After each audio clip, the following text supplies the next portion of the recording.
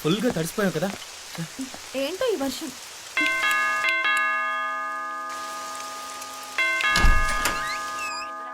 ఇదిగోరా తుడుచుకో. థ్యాంక్స్ రా. ఇదిగోమ్మా. Thanks. రాగేత dinner ready చేద్దాం. సరే మీరిద్దరు మాట్లాడుకుంటూ ఉండండి, నేను డిన్నర్ ప్రిపేర్ చేసి మిమ్మల్ని పిలుస్తాను. అయ్యో ఈ టైంలో కరెంట్ పోయిందేంటి? జయమ్మా క్యాండిల్ తీసుకురా.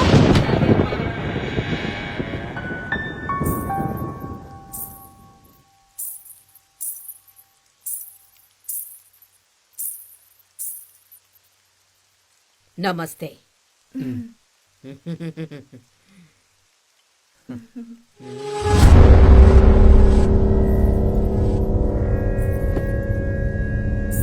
అమ్మా క్యాండిల్ పెట్టేశాను. సరే నీ పని కంప్లీట్ చేసి వెళ్ళిపో. మావా ఓ పక్కేస్తావా? తనకి అలవాట్లేదు. సోడా కలిపి తీసుకురా.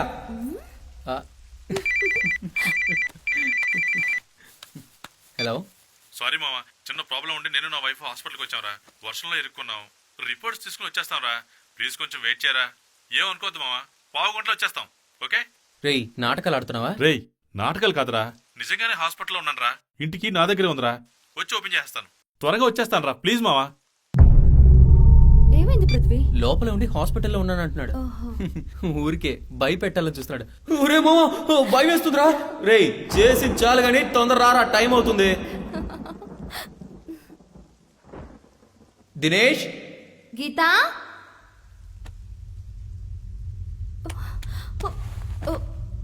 గీతా. జయమ్మా. జయమ్మా.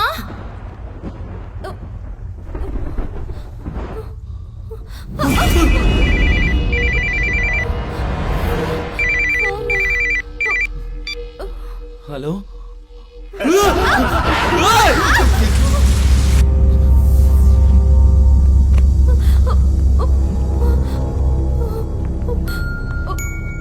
పృథ్వీ చాలా భయం వేస్తుంది. జయమ్మా. పృథ్వీ జాగ్రత్త.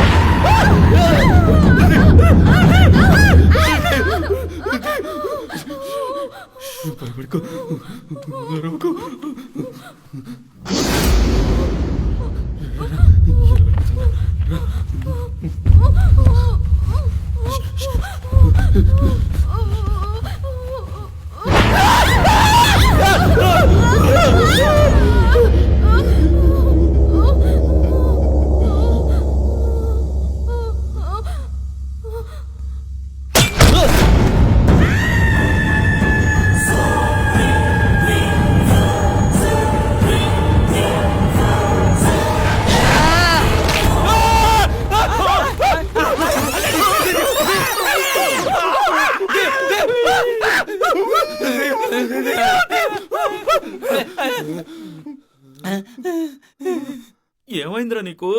ఎవరైనా తలకి తిప్పేశారా? నిన్ను చంపాలని చూసింది ఎవర్రా? అమ్మాయిరా. భయంకరంగా ఉందిరా.